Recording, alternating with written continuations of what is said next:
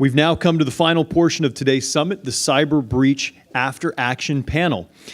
We hope that this will tie up a lot of the different threads that we've laid out through the course of the morning. I'd now like to invite Victoria Vida Singh to join us on stage as our moderator. Victoria leads public-private partnerships at Palantir, a world leader in big data analytics. They build software that connects data, technology, humans, and environments. So Victoria, the stage is yours. Thank you so much, Peter. Welcome, everybody. I'd like to begin by introducing our panelists.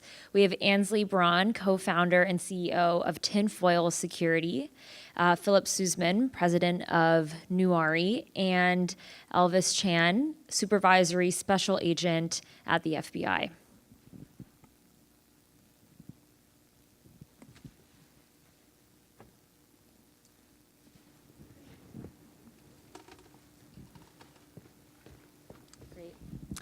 Welcome, everybody. So we just went through this exercise where there were a lot of questions on, do you have X or Y procedure in place?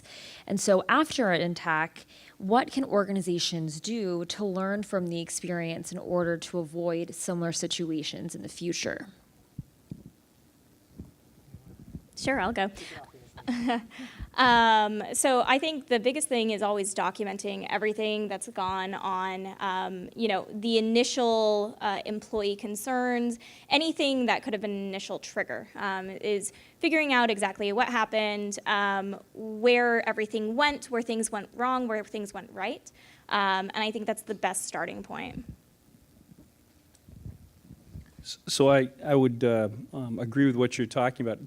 The critical piece is every one of these things that happen, you have to get better with as an organization. And what we find on an ongoing basis is that there's change that takes place in organizations. There's churn that takes place in organizations, and you practice and you build your response plan and you build your capabilities, and then you lose 30% of the people who participate in that activity, and then and you haven't practiced in the last period in time, or people don't know what their roles are. So it's like it's like the old commercial, making the donuts. You gotta make sure that you continue to update and make it relevant.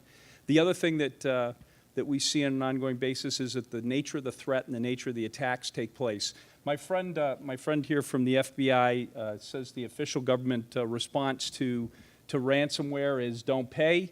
I did an event with the FBI about now 18 months ago, and they didn't have as strong a response, and then we had WannaCry and NotPetya, and people not passing keys on, and that changed the environment at that point in time. So we have an evolving environment. We have to continually learn and engage with our organizations.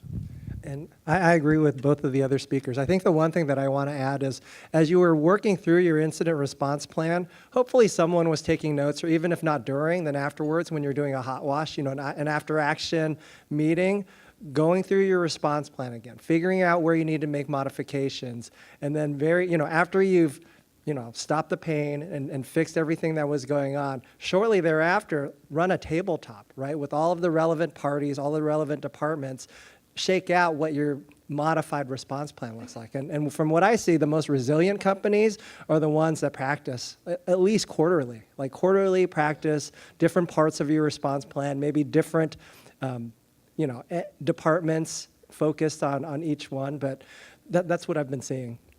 So you mentioned these companies that have done it pretty well. What are other characteristics that they've employed to ensure that they're maintaining? That's a great question. So I get to see a lot of different companies, from Fortune 100 companies to medium companies to small size companies.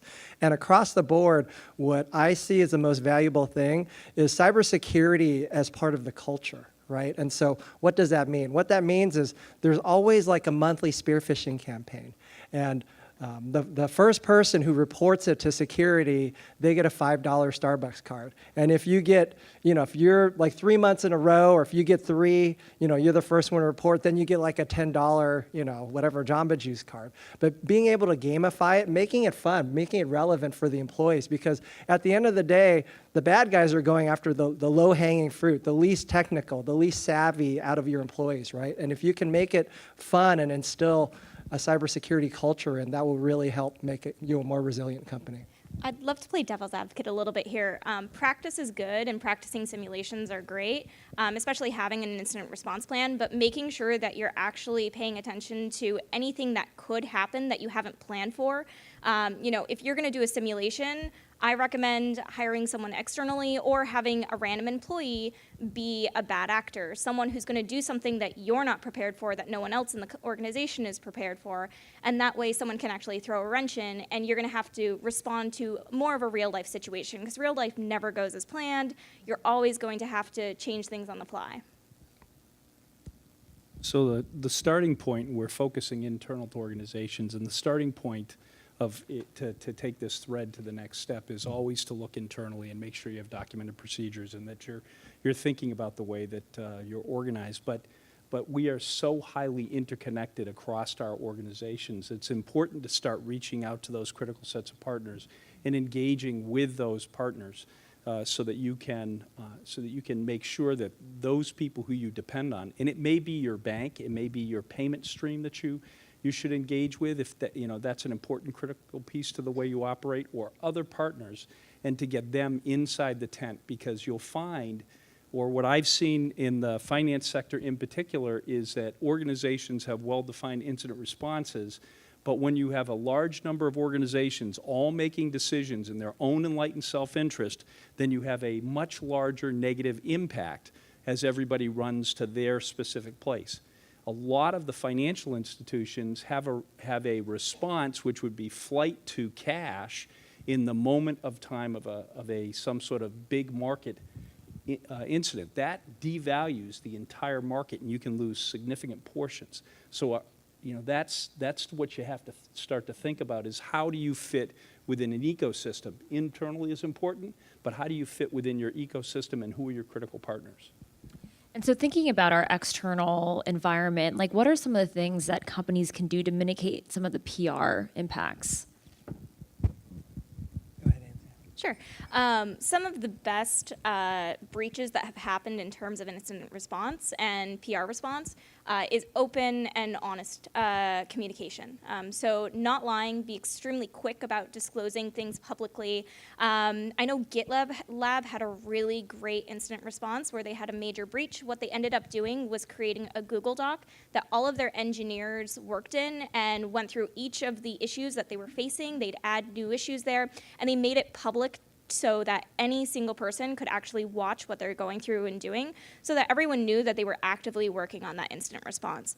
So Dropbox has done similar, where they do a full debrief of, here's the breach that we had, here's what happened, here's the data that got accessed, and here's how we fix this issue moving forward. Some of the worst companies are people who are extremely slow to respond to vulnerability incidences. Anyone who has sued somebody who is being a white hat hacker of properly disclosing a vulnerability to you, and the responses have been, well, I'm going to sue you.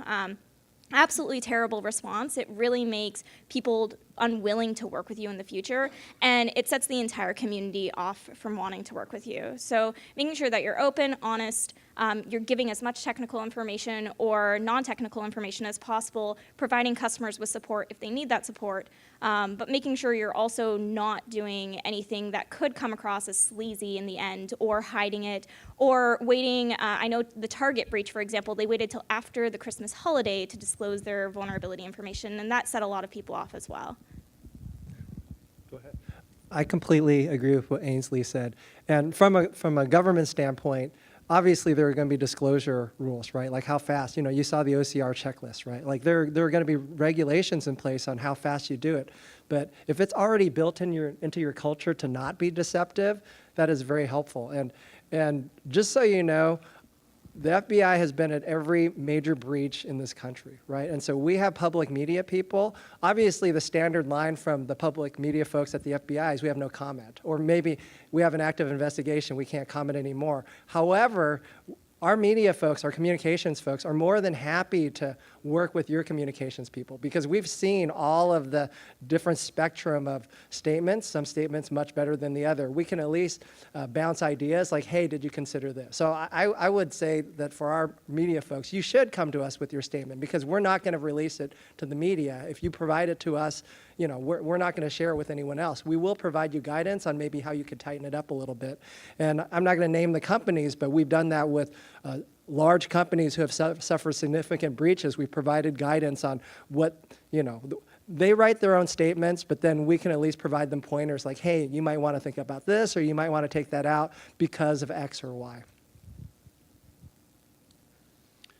So the only thing I would add to the comments is that as you start to think about systemic issues, then what we're seeing is that there's partnerships across those value chains to create a common response and a common to the sets of problems that are taking place. And organizations that may be fiercely competitive in the marketplace are coming together in those value chains to create that common response because they're trying to keep the overall market position level, and they're concerned about the overall economy and responses to that. And so as you think about things that happen across multiple organizations, it would be worthwhile to working through the appropriate information sharing and analysis center or the appropriate industry group to think about how you're going to create that response from a sector perspective after an event.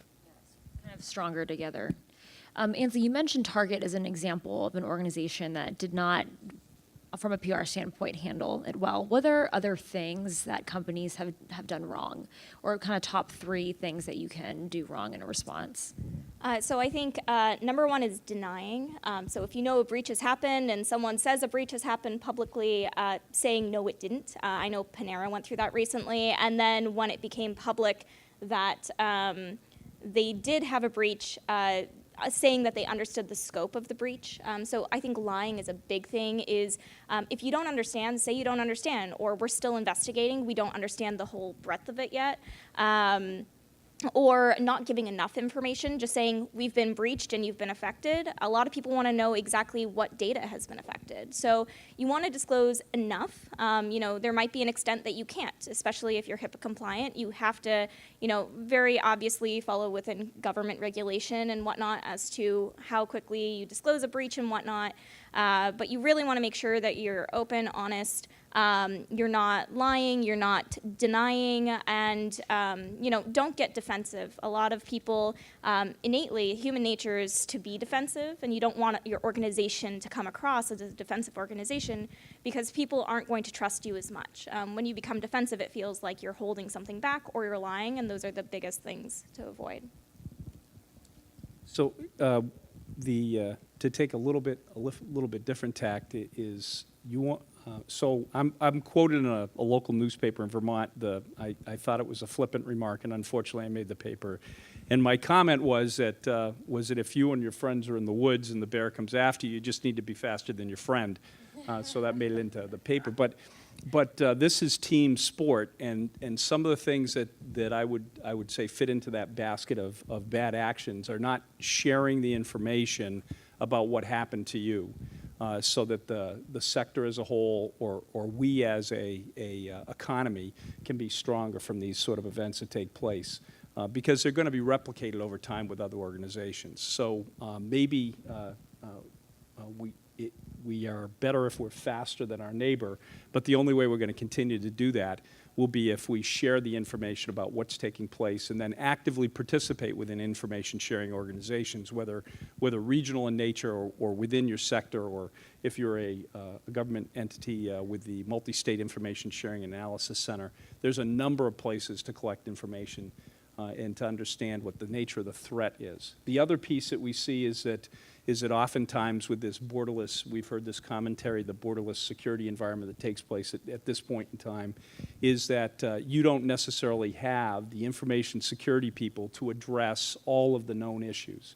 So you're looking for some way to triage, some sort of risk assessment, so you know which medical devices to actually go after first, because those are the ones that are showing up. It's the relationship in those environments that are going to help inform you to that threat. information. I think the one thing we really want to emphasize is there shouldn't be a stigma. Let me tell you, I've seen every sort of hacker. Every one of you has been hacked or will be hacked at some point, right? There shouldn't be a stigma. It's not like getting in a car wreck or anything. Not everyone gets in a car wreck. Everyone will get hacked at some point. And obviously, depending on what sector you're in, you're in a healthcare sector, there is a duty to disclose, right? And so I think more sectors are going to be going in that direction because there is a duty to disclose. Because at the end of the day, you all have customers, you all have patients, right? And as a private citizen, I want to know where's my data, like what damage has been lost, what remediation are you going to do as a company? What am I going to do, as a patient or as a customer? How am I going to handle this, right? So I completely agree with Ainsley. The more, if you can promote within your executive management culture of transparency and being forthcoming, that will only help you because the government, law enforcement, and regulators, they do not take kindly to deception.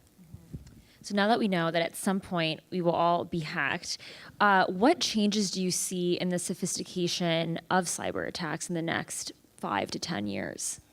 It's funny you say that because, so obviously there's been some technology growth, right? So ransomware wasn't really a thing, 5 years ago? It wasn't a thing at all. And now ransomware's it's here. It's here to stay, right? And so the problem is I'm not super good at predicting these kinds of things. But what I do see is it's not going to get any better. And even if ransomware is never going to go away, but we're all going to be on social media, right? You're all going to have LinkedIn accounts and Facebook accounts or if not those exact companies like that, right? And so as long as you are putting your information out there, as Ainsley said, all your stuff is out there. Anyone can look at your stuff whenever they want. There is always going to be social engineering, and whether it's a spearfish email, there's going to be some sort of social engineering to elicit information from you for financial gain by a bad guy. You want to predict the future? I mean, the future is hard to predict just because technology changes so rapidly nowadays. We've got websites that have now turned into IoT devices and APIs and mobile, and everything is done differently. I think part of the biggest issue is that there are no standards with how a lot of new things are produced. APIs exist, and they drive mobile backend servers and data. They drive IoT devices, and there's no standard with how to build those things, whereas websites are pretty straightforward. So I see that security is only going to get harder, but even if you can predict the future, you can't necessarily predict how you're going to be breached because security is ever changing. You have bad actors everywhere in this world. They will always exist, and you're going to have good actors who are hopefully going to be able to catch things early enough. But you can only be as prepared as you can be within the paradigm that you live in. So you have to understand how you would respond to an incident. You have to understand your PR response. And you just have to be willing to accept that something's not going to go as planned. You're going to have to figure out another way, and there's always another way. So just being ready for that mentality of not getting too comfortable, I think, is the biggest thing, because you can't really predict technology 5 years down the line because who knows what the next Steve Jobs is going to invent. That, maybe it's something like a chip you implant in your brain, and in 5 years we can all just communicate telepathically, because that's possible. Maybe not probable, but possible. So, think about whatever possibilities are in the world, and, just know that you can't prepare for those. It reminds me of what Philip was saying in the beginning, that if it's part of your culture and if you bring it into the essence of your company, then it becomes a living, breathing thing within your organization that can adapt to changes that come in the future. So one of the most pressing issues that we're facing at this moment in time is simply the lack of talent that exists in this space. We know that we have a problem with the talent related to information technology in general, but cybersecurity in particular is a very significant issue. This past year, there were somewhere in the vicinity of 88 PhDs that graduated nationally in cybersecurity. That should scare you to begin with. 12 are going to work in higher education. So that means you're only got 12 new faculty members, 12 additional pieces of seed corn to be able to build what by some estimates could be a shortfall of 1 million positions in the next couple of years. So we have a shortfall in cybersecurity. We have let's say, an international environment which is adding more challenge to it, and in a more fractured international environment. So we'll probably see the growth on cybersecurity to overcome that. There's a gap there, right? So between data analytics and possibly machine learning. And then I would predict that, as the guy from Symantec said about 20 years ago in a presentation, we have rabbits, right? And the rabbits get eaten by the foxes. And so what do? We make faster rabbits. But unfortunately, there's faster foxes. So I think the same things that we see developing within the security sector, we're going to see developing within the malware or our adversary sector. So after having seen the simulation and seeing how our participants responded, kind of in summary, what would you like everyone here in this room to take away from today's activity? I like that everyone stayed calm, right? So I know it's easier when it's just a simulation, but when we work with companies that are being breached and, being able to keep a level head. I know your hair is going to be on fire. Those of you who have more hair than I do. Well, your hair is going to be on fire. I get it. It's a big deal, right? But having a game plan, having your incident response plan, having the confidence that you've practiced it, and then the reason why I'm here, having an established contact with your law enforcement, local law enforcement agency, that will really help you out, right? And we may not have all the answers, but the good thing is we've been there, seen that, got the T-shirt, right? So we can at least provide guidance, when you're going through a large breach. I would agree that you want to practice and you want to engage not only internally in your organizations, but also within your value chain holistically. That's a really critical deal, and thank you very much, Elvis, for being here, because when we've run large-scale events, we actually stood up an entire cell of about 30 agents in New York City to respond to a financial sector exercise about a year ago. So you can't create trust. What I like to say is you can't create trust in a moment of crisis. And so you have to be able to create that trust ahead of time, and that goes for anybody else who's going to come in. If you're going to have an engagement with an external entity to come in and help you, then you want to make sure that those people are known and understand your systems and your nuances before that takes place. The contract isn't enough. So practice and create those relationships and refresh over time. Yeah, and I think the big thing here is collaboration as well. You're probably sitting at a table with people you don't necessarily know, and everyone brings a very different perspective. So collaborate within your organization as well as external to your organization. As Phil was saying, make sure that if you are breached, you're able to actually share that knowledge with others around you to make sure that they're not facing the same exact thing, and hopefully it starts to open up those levels of communication so that you're going to be able to collect information from them, so that if there is a more widespread attack, or if there are more targeted attacks that are going after healthcare sector, for example, you're going to understand what's coming, how to protect from that, and how to be able to prevent those from happening in the future. Is there an industry that you see is at most risk right now?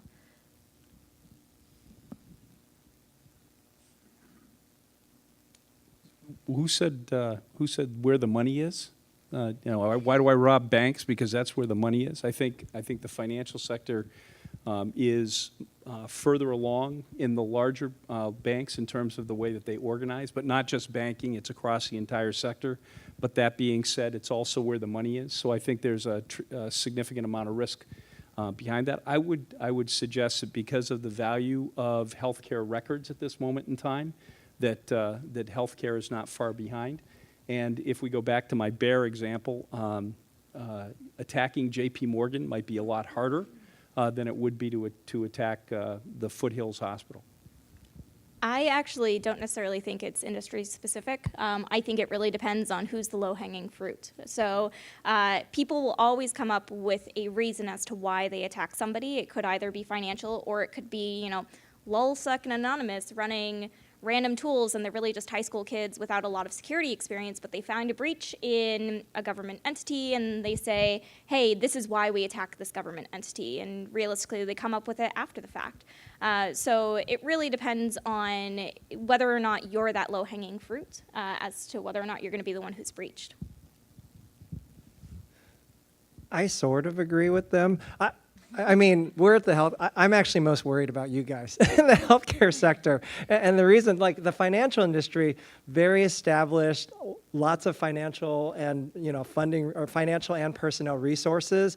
Very used to working with regulators, very used to working with law enforcement. I think healthcare also, very used to working with regulators, except whenever I see, I always see hospitals getting breached and ransomware and PHI getting put out, right? Or those are the things that I see. And I know it's because you don't have the same sorts of financial resources or personnel resources that the financial industry does. So that's my one big care. And that's kind of why I'm here, right? The reason why I'm here is, hey, you should take this seriously.